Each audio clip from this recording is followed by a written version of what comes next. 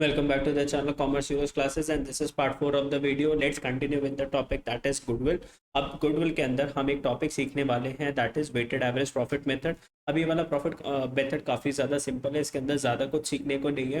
Actual में इस method में क्या है कि हर साल जो प्रॉफिट जो निकालते हैं प्रीवियस ईयर के हम प्रॉफिट जो देखते हैं, तो हर प्रॉफिट को ना कुछ वेट असाइंड होता है. तो आपको क्या करना है, उस वेट के साथ उस प्रॉफिट को मल्टीप्लाई करना है. फिर जब हमने जैसे एवरेज प्रॉफिट मेथड करा था, तो हमने क्या करा था, सारे प्रॉफिट्स को प्लस करके डिवाइडेड बाय करते थे कितने ईयर्स का हमने एवरेज लिया. जैसे 4 ईयर्स का एवरेज लिया तो डिवाइडेड बाय 4, 5 ईयर्स का एवरेज लिया तो डिवाइडेड बाय 5. अब यहाँ पे हम इसको मल्टीप्लाई करेंगे हर साल का जो नेट जो एवरेज प्रॉफिट है ना, उसके साथ वेट गिवन है. जैसे मान लो प्रीवियस 1, 2, 3, 4 है, जैसे मान लो, ठीक है. अब प्रॉफिट था 10,000, 20,000, 30,000 और 40,000. और इनको जो वेट्स असाइंड है ना, वेट्स असाइंड जो है वो मान लो है 2, 3, 4, 5. वेट असाइंड है, ये है profit. Profit previous first year, previous second year, previous third year, previous 4 years. और इनको वेट क्या साइन है, 2, 3, 4, 5. आपको क्या करना है, इन दोनों का प्रोडक्ट करना है. ठीक है, वेटेड प्रोडक्ट, इसको क्या बोलेंगे, वेटेड प्रोडक्ट. 10 multiply by 20, 20,000.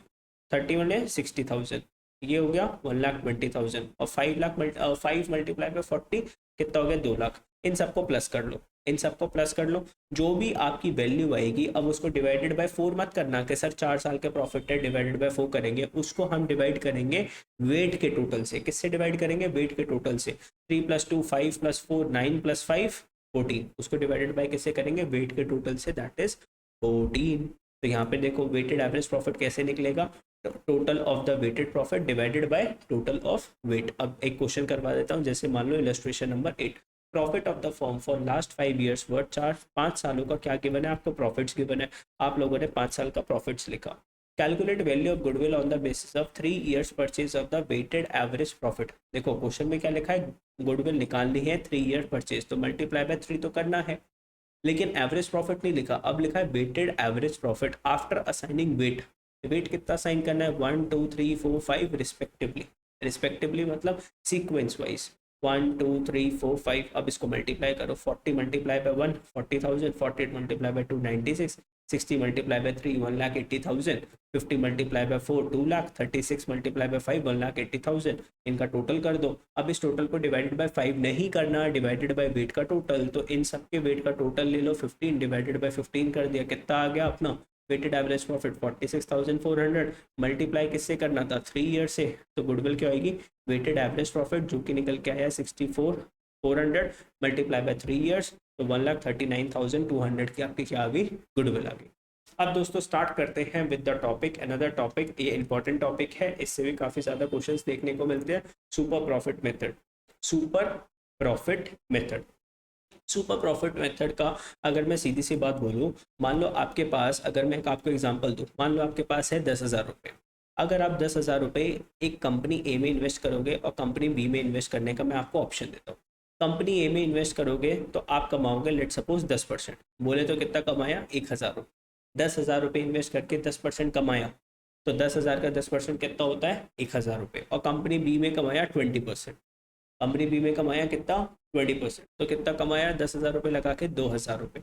कौन सी कंपनी में इन्वेस्ट करोगे, सर इस वाली कंपनी में इन्वेस्ट करेंगे. ऐसा क्यों, क्योंकि सर इस कंपनी में प्रॉफिट ज़्यादा मिल रहा है as compare to this company. तो मैं पूछूंगा सुपर प्रॉफिट कितना है. तुम लोग बोलोगे सर 2,000 माइनस 1 अगर आप कर दोगे तो सर एक्स्ट्रा प्रॉफिट कितना कमाने को मिल रहा है. सर सुपर प्रॉफिट कुछ भी नहीं होता. Super profit is only extra profit. Extra profit तुम्हें कितना मिल रहा है, 1,000 रुपये का मिल रहा है. जिस वजह से आप कंपनी ए में पैसा ना लगाकर किस कंपनी में पैसे लगा रहे हो, कंपनी बी में पैसे लगा रहे हो. ठीक है, चलो. तो सुपर प्रॉफिट क्या होता है, सुपर प्रॉफिट इज, अगर मैं नॉर्मल सी बात करूं, सुपर प्रॉफिट का फॉर्मूला होता है एवरेज प्रॉफिट में से माइनस करना है नॉर्मल प्रॉफिट. एवरेज प्रॉफिट में से माइनस करता है नॉर्मल प्रॉफिट. अब ऐसा क्यों करते हैं मैं अभी आपको बताता हूँ. ठीक है, सुपर प्रॉफिट कैसे निकलता है, एवरेज प्रॉफिट में से माइनस कर दो नॉर्मल प्रॉफिट. चलो कुछ क्वेश्चंस करवाता हूँ मैं आपको, कुछ क्वेश्चंस में इस वाले टॉपिक को आपको एक्सप्लेन करता हूँ. आ जाओ पहले क्वेश्चन करते हैं सुपर प्रॉफिट मेथड से रिलेटेड. ठीक है, देखो सुपर प्रॉफिट मेथड पे आए. कंपनी ने a firm earn net profit during the last 3 years. Last year में कितना अर्न करा sir, 18,000, 20,000 and 22,000. Capital invested of the firm is 60,000. देखो आप लोगों ने बिजनेस में कितना पैसा लगा रखा है सर, हम लोगों ने बिजनेस में लगाया 60,000। Normal return on the capital is 10%। Sir कोई भी नॉर्मल रिटर्न की बात है, मतलब सूखा सा प्रॉफिट, नॉर्मल मतलब सूखा, एबनॉर्मल प्रॉफिट मतलब सर जो ज़्यादा जो कमाया।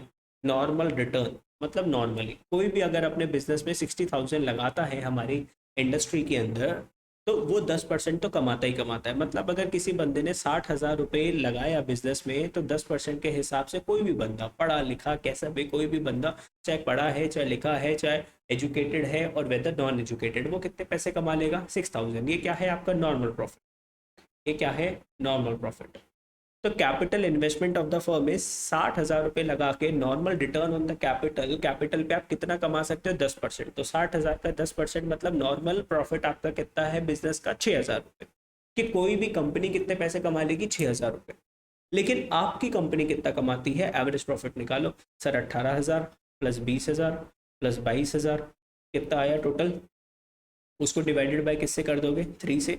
तो हमारा एवरेज प्रॉफिट कितना आया? 20,000। सर नॉर्मली अगर कोई बंदा 60,000 रुपये लगाता है हमारे जैसे बिजनेस के अंदर, तो वो सिर्फ कितना कमा पाता है?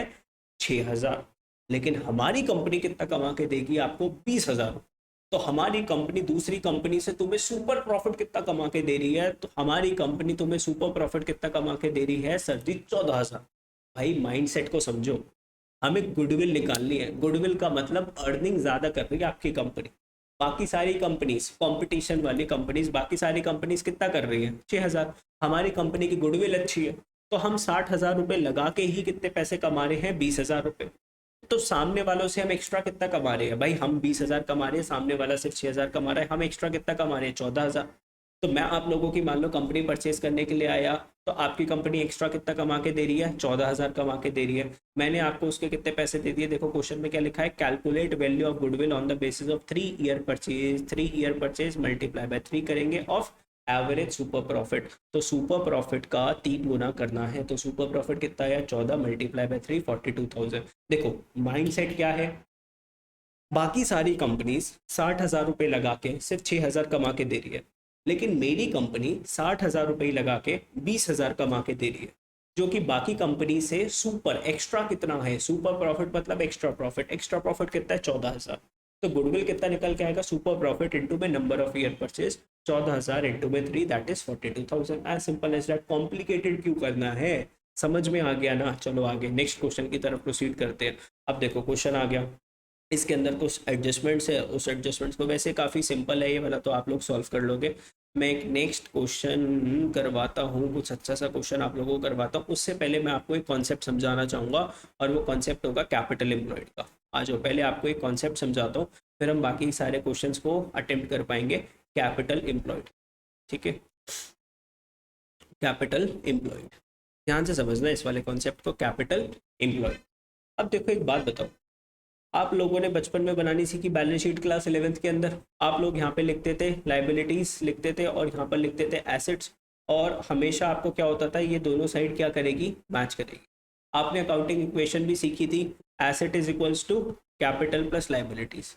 लेकिन ये ऐसा हमेशा मैच क्यों करता है? Asset is equals to capital plus liabilities हमेशा मैच क्यों करता है? Why the hell they always match? ये क्वेश्चन है।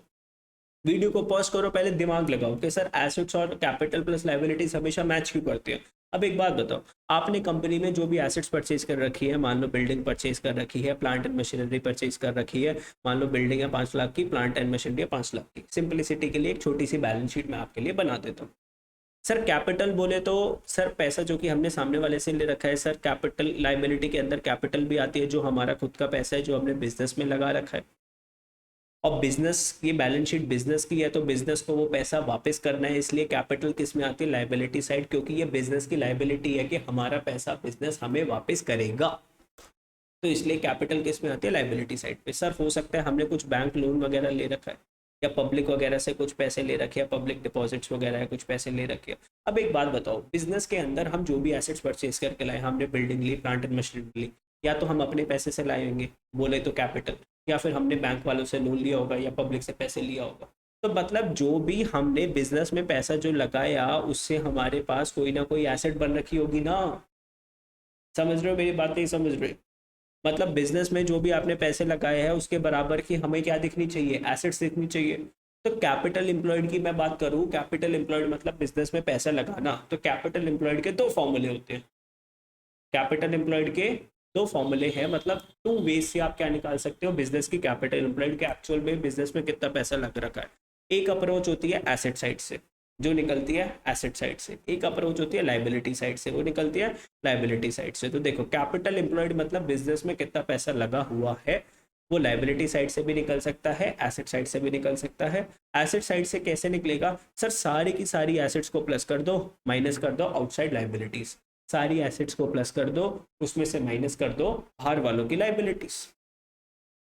वही तो तुम्हारी क्या कहते हैं कैपिटल एम्प्लॉयड आएगी ना, कि तुमने कितनी कैपिटल लगा रखी है, बाहर वालों का पैसा माइनस करना पड़ेगा, बाहर वालों को जो पैसा उनको दे दो। आपकी एसेट्स थी 10 लाख रुपए की, बाहर वालों को देना 2 लाख रुपए, तो आपके खुद के कितने पैसे लग रखे हैं बिजनेस में, 8 लाख रुपए से। अब यहाँ पे कैपिटल एम्प्लॉयड की बात करें तो आपने कितनी अपनी खुद की कैपिटल लगा रखी है, आपने कितना पैसा लगा रखा है, रिजर्व्स मतलब आपकी खुद की कितनी सेविंग्स रखी है बिजनेस के अंदर, और माइनस में नॉन ट्रेड इन्वेस्टमेंट। अब ये क्या होता है माइनस में नॉन ट्रेड इन्वेस्टमेंट, मतलब वो investment which are not related to business, तो उसको माइनस कर दो, they are not related to business. Non trade ऐसी इन्वेस्टमेंट है, मतलब ये एसेट ऐसा एसेट है जो कि बिजनेस से रिलेटेड नहीं है, तो माइनस कर दो। ठीक है, अब चलो कुछ क्वेश्चंस करते हैं। तो एसेट साइड से निकाला, तो सारे एसेट्स में से माइनस कर दोगे क्या, आउटसाइडर्स लाइबिलिटीज। और कैपिटल लाइबिलिटी साइड मेथड से जाओगे तो बिजनेस में तुमने कितना पैसा लगा रहा है, लाइबिलिटी साइड पे से कैपिटल और रिजर्व्स दोनों के दोनों लाइबिलिटी साइड पे आते हैं ना, तो कैपिटल्स को प्लस कर दो, रिजर्व्स को प्लस कर दो, क्या आ जाएगी आपकी कैपिटल एम्प्लॉयड। ठीक है, कुछ क्वेश्चन करते हैं इससे रिलेटेड, आ जाओ। इलस्ट्रेशन नंबर 12, इलस्ट्रेशन नंबर 12 करते हैं, चलो।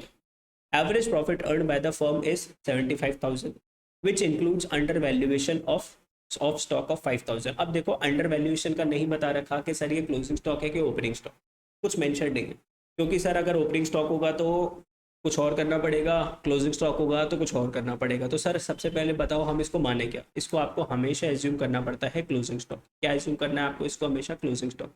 तो average profit earn by the firm is 75,000 which includes under valuation of stock of 5,000, मतलब कि क्लोजिंग स्टॉक का क्या है, अंडर वैल्यूएशन। क्लोजिंग स्टॉक आपने कम लिख रखा है, उसको क्या करोगे आप लोग, क्या करोगे बोलो, क्लोजिंग स्टॉक आपने कम लिख रखा है। तो क्लोजिंग स्टॉक कहाँ पे लिखा होता है, ट्रेडिंग अकाउंट के अंदर, और कहाँ पर आता है, क्रेडिट साइड बोले तो इनकम वाली साइड। और इनकम वाली साइड के अंदर आपने 5,000 से इनकम कम लिख रखी है, तो आपका जो ग्रॉस प्रॉफिट है वो 5,000 से कम आ रहा है, तो उसको क्या करोगे, प्लस करोगे। तो जो एवरेज प्रॉफिट है 75,000, उसमें under valuation of closing stock plus करके आपका एवरेज प्रॉफिट कितना आएगा, 80,000। तो आपकी कंपनी में एवरेज प्रॉफिट आप कितना अर्न कर रहे हो, 80,000। The capital invested in the businesses, दोस्तों बिजनेस में कितने पैसे लगाए हैं आपने, 7,000। और नॉर्मल रेट ऑफ रिटर्न मतलब कोई भी बंदा अगर अपने बिजनेस में 7 लाख रुपए लगाता है तो 7% के हिसाब से वो कितने पैसे, नॉर्मल प्रॉफिट कितना अर्न कर लेता है, 49,000। लेकिन मेरा बिजनेस क्या है, बहुत बढ़िया सर, इसने क्या कमा रखी है, गुडविल, तो ये तुम्हें कितने पैसे कमा के दे रहा है, 80,000। तो दोस्तों सुपर प्रॉफिट कितना हुआ, super profit is equal to average profit minus में नॉर्मल प्रॉफिट। 80,000 माइनस 49,000 कितना आ गया, 31,000। और गुडविल कितनी आ गई, 31 इंटू में 5 कितना आ गया, 1,55,000। सिंपल, सिंपल दोस्तों, simple. Accountancy is very simple अगर लॉजिकली इस चीज़ों को समझा जाए। कॉम्प्लेक्सिटी कब क्रिएट होगी, अगर आप इन क्वेश्चंस को घर पे प्रैक्टिस नहीं करते तो यही चीज़ अभी की अभी फटाफट से क्या हो जाएगी आप लोगों के लिए, मुश्किल। ठीक है, आगे आगे आगे आगे आगे आगे। अब यहाँ पर था ओवर वैल्यूएशन ऑफ स्टॉक, तो मतलब क्लोजिंग स्टॉक अंडर वैल्यूएशन को प्लस करा था, तो ओवर वैल्यूएशन को क्या करा होगा, एवरेज प्रॉफिट के अंदर माइनस, तो ये एवरेज प्रॉफिट ले लिया 240। बिजनेस में कितने पैसे लगा रखे हैं, 14 लाख। नॉर्मल रिटर्न कितना आता है, 15, तो 14 multiply by 15। Normal profit business वाले कितना कमाते हैं, 2,10,000। मेरा बिजनेस कितना कमा के दे रहा है, 2,40,000। 2,40,000 में से 2 10 गए तो एक्स्ट्रा कितना कमा के दे रहा है, 30,000। अच्छा, 4 टाइम्स ऑफ सुपर प्रॉफिट लेना है, गुडविल क्या निकलेगी, 4 टाइम्स ऑफ सुपर प्रॉफिट, तो goodwill is equal to super profit का 4 times, super profit multiply by 4 कितना आ गया, 1,20,000। ठीक है, easy question number, illustration number 13 भी काफी ज्यादा सिंपल था। अब ध्यान से देखना, कुछ डिफरेंट क्वेश्चन, कुछ डिफरेंट क्वेश्चन, इसका थोड़ा सा माइंडसेट डिफरेंट है, इसको थोड़ा ध्यान से करेंगे। ठीक है, चलो एक काम करते हैं, आज की वीडियो को यहीं पे क्लोज कर देते हैं, वीडियो थोड़ी सी लेंथी हो गई है। तो bye bye, take care. Next video के अंदर हम कुछ और क्वेश्चंस करेंगे, ठीक है। आई होप आपको वीडियो अच्छी लगी। वीडियो अच्छी लगी तो चैनल को लाइक कर दो, शेयर कर दो, सब्सक्राइब कर दो, ठीक है। दोस्तों के साथ भी शेयर कर दो ताकि वो भी कॉन्सेप्चुअली चैप्टर को समझ पाए और तुम्हारे जैसे अच्छे अच्छे वो भी क्या लेकर लेकर आ पाए, अकाउंटेंसी के अच्छे मार्क्स लेकर आ पाए, ठीक है।